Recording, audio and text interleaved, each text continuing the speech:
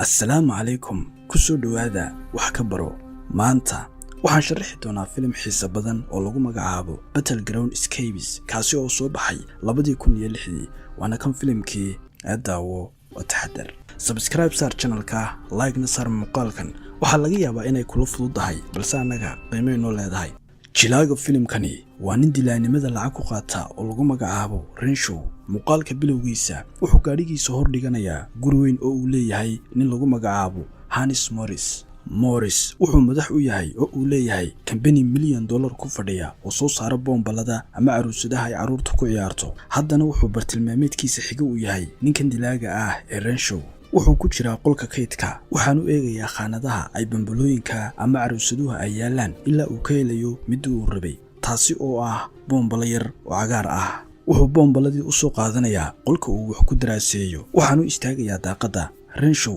daaqadii ayuu ka dhaxarkay waxaanu u diyaar garoobay inuu fuliyo qorshihiisa wuxuu cabaystay baaskooladiisii waxaanu wajigiisa ku xidhay maaskaro si aanay kamaraduhu wajigiisa u qaban intaa kadib si uu u farsameeyo gaarka ilaalada ah ee jooga albaabka wuxuu moobilkiisa u isticmaalay dabin ahaan oo kale tiro hoos u socota ayaa moobilkii ka bilaabantay ninkii ilaalada ahaa uu argagaxay waxaanu u maleeyay inay tahay miino dibadda ayaanu ula cararay si uu u tuuro isagoo fursadda ka faa'iideysanaya Renshaw ayaa weeraray oo toogtay ilaa uu ka dhimanayay xabadda dhicisteeda qalab aamusiinaya ayuu baaskoolada ku xidhay Marona ma maqli karo intaa kadib wuxuu furayaashii kala baxay diriiskii gaarka waxaanu dhex galay qolka ilaalada isagoon dhibaataba kala kulmin kadib markuu damiyay kamarooyinkii CCTV-da wuxuu si kalsooni leh iskaga saaray maaskaradii wajigiisa waxaanu tagay qolkii uu Maroon wax ku daraasaynayay isagoo ku sii socda ayuu la kulmay gaar kale oo ilaalo ah kaasi oo uu dilay si fudud oo aanu dadaal badanba samayn intaa waxa xigtay wuxuu galay qolkii waxaanu dilay Morris isagoo 2 xabadood laabta ka jaray mid kalena wajiga kaga dhuftay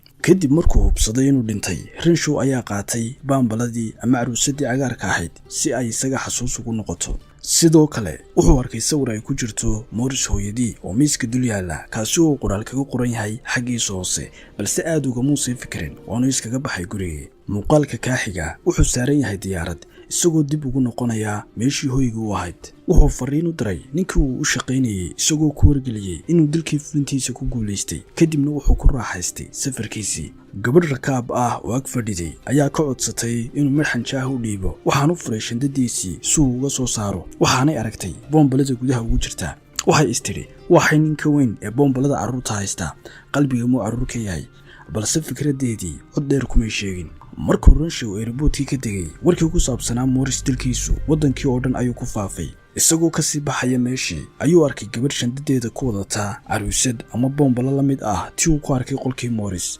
aad uga muusay fikirin ilaa ay haddana wax aad uga yaabiyay ay dhaceen wuxuu arkay boombalo cagaar ah oo taala qolka soo dhaweynta ee hoteelka uu degayo sidoo kale boombaladani waxay taalay miiskii Morris waqtigii uu dhimanayay kadib markuu ku noqday dabaqii uu galay Renshaw wuxuu baambaladii cagaarka ahayd si ammaanaha u dhex dhigay miis muraayad ah miiskan waxa sidoo kale yaala xasuuso kale sida lacag qalin muraayad iyo qaar kale oo badan mid kastana wuxuu ka soo qaaday qof uu dilay waanu ku xasuusanaya Renshaw ayaa ku dulqamay fadhigii isagoo email ka jawaabayay saqbarkii habeenimada ayaa waxa kiciyay gambalaalkii ama jaliskii albaabka uu la yaabay qofka xilligan albaabka ku garaacaya waxaanu hubiyay kamaradii ku xunnayd albaabka hore ka hor intaanu furin albaabka gabadhii qaybta soo dhaweynta fadhiday ayaa albaabka la hortaagan bogos markuu albaabkii ka furi waayayna waxay aayar sanduuqii hor dhigtay albaabka waanay ka dhaqaajisay intaa kadib gudihii ayuu soo galayay waxaanu si taxadir leh u duldhigay miiskii kijada waraaqda bogoska ku qoran adreeskiisa ayaa lagu soo qoray balse kuma qorna xogta qofka soo diray si kastaba ha ahaatee xagga hoose waxaa kaga yaala saxiixaasi oo si aad ah ugu eeg saxiixii Morris hooyadii ee aynu ku arkaynay sawirkii habeenkii dhimashadiisa Renshaw wuxuu ka baaraan degay inuu tuuro bogoskan iyo in kale balse damiciisii ayaa ka xoog batay waxaanu si taxadir leh u furay bogoskii wuxuuna arkay in bogoska ay ka buuxaan bombalooyin ugu horreyntii Renshaw wuxuu hubiyay bogoskii si uu u ogaado inay dabin tahay iyo in kale markuu ogaaday inaanay dabin iyo waxaas ahayna wuu furay bogoskii waxaanu ku dhex arkay askar caag ah qoryo iyo taangiyo wuxuu soo saaray mid ka mid ah boombaladii waanu baadhay balse wax shaki geliya kuma arag. cabaar kadib bogoskii wuxuu iskii uga soo dhacay miiskii uu saarnaa. Renshaw wuxuu si aad u xasuusan yahay inaanu bogoskani cidhifka saarnayn, sidaa darteedna wuu ku dhowaaday si uu u hubiyo. waxaana yaabkii ku noqday markuu arkay in askartii boombalada ahayd ee bogoska ku jirtay ay meesha ka maqan yihiin. intaa kadib waxaa bilaabantay inay waxyaabo yaab leh ka dhacaan guriga gudihiisa. daahyadii ayaa iskood u dhaqaaqay, laydharhkiina si kadis ah ayay u dameen. markuu hubiyeyna Renshaw wuxuu xaqiiqsaday inuu qof xadhigga leydh ka jaray. si lama filaan ah askari ka soo baxay miiska hoostiisa ayaa cagaha farahooda kaga muday qori af seef ah leh. waxa uu caddaatay Renshaw in askartii baambalada ahayd ee bogoska ka soo baxday ay waxaan oo dhan ka dambeeyaan. markuu ku foorarsaday si uu u hubiyana waxay bilaabeen inay xabado ku ridaan. inkastoo xabaduhu ay dhibaato aad u yar gaadhsiinayaan, wuxuu dib ugu baxay naxdin iyo cabsi, isla markiibana waxay ku dhufteen wax qarxaya oo surwaalkii ka gubay. Renshaw wuxuu xaqiiqsaday in askartani ay aad u yaryar yihiin, balse haddana ay aad u khatar yihiin. maadaama ay si aan joogsi lahayn xabado ugu ridayaanna wuxuu maareeyey inuu u cararo musqushii, waanu isku soo xidhay. jilibkiisii aad ayaa loo dhaawacay, xabado badanna way ku yaalaan maqaarkiisa. waa bilaa waxyeelo, balse haddana way xanuujinayaan. intaa kadib Renshaw wuxuu isticmaalay muraayadda gacanta si uu u hubiyo waxa ka socda qolka fadhiga. waxaanu sii naxay markuu arkay inay tooganayaan laambadihii leydhka si ay meesha madow uga dhigaan. markay askartii ogaadeen inuu meel ka eegayo, waxay xaggiisa ku soo daayeen gantaal, waxaanay ka jabiyeen muraayaddii. Renshaw oo xanaaqsan ayaa albaab kale ka galay qolkiisii. waxaanu soo qaatay baaskooladii, waxaanu u isticmaalay inuu ugu handado. isagoo galay madbakhii, waxaanu miiskii kala soo baxay qori.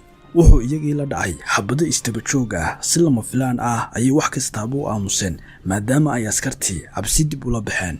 Renshaw wuxuu fursadda u isticmaalay inuu fadhiga meesha ka dhaqaajiyo si aanay u helin meel ay ku dhuntaan.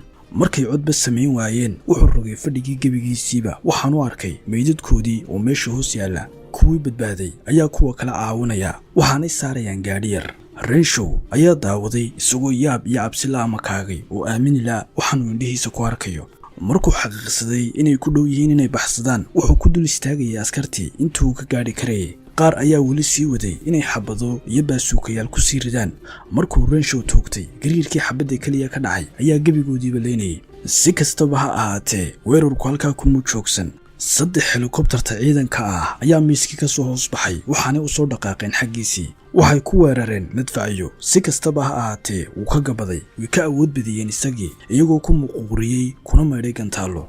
Renshaw wuxuu si dhaqsaa ugu cararay qolkiisii hurdada, waanu isku soo xidhay. wuxuu isku eegay muraayaddii, waxaanu ka argagaxay markuu arkay jeexjeexyo iyo nabarro wejigiisii ku yaalla. wuxuu nabarradii ku qabtay oo uu mariyey alkohol, dhaawacyadiina wuu daboolay intuu dabooli karayay. isagoo iska warla ayaa gantaal weyn albaabka musqusha looga soo dhex saaray, iyagoo dalool ka sameeyey. helikobtar ayaa qolkii soo gashay, waxaanay sii waday inay weerarto. isagoo waxaan ka daalay, Renshaw wuxuu helikobtarkii ku qabtay tuwaal, waxaanu boombaladii la dhacay dhulka, waxaanu burburkeedii ku guray musqusha. balse askartani way ka diideen inay quustaan. ugu dambayntiina wuxuu qalabka timaha qallajiya oo dabaysan ku dhex tuuray biyihii suuliga. ugu dambayntiina wuu dilay.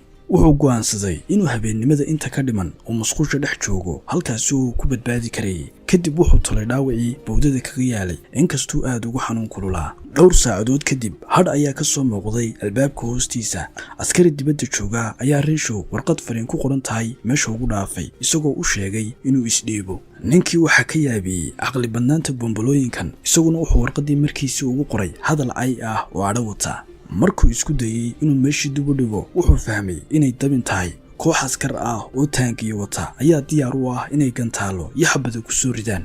gantaaladii waxay daloolo badan u sii sameeyeen albaabkii. Renshawna meeshii uu ka baxsaday. si uu naftiisa u badbaadiyo, wuxuu fuulay daaqadii dibadda, balse aad ayay ugu adag tahay inuu ka baxsado fooq 14 dabaq ama biyaano ah. si kastaba ha ahaatee, wuxuu si uun u maareeyey inuu si taxadir leh u dul socdo gidaar meesha ahaa, balse isla markiiba helikobtar kale ayaa soo weerartay. maadaama uu qar saaran yahayna, askarta waxay daqiiqado yari ka xigtaa inay meesha ka tuuraan. isla waqtigii, Renshaw ayaa ku riday xabad keli ah, taasi oo burburisay helikobtartii. markuu ka noqday gidaarkii, ugu dambeyntii nafis ayuu yara dareemay. gudaha, askar badan ayaa madfacyo ku soo jeediyey daaqadii, iyagoo sugaya inuu soo noqdo.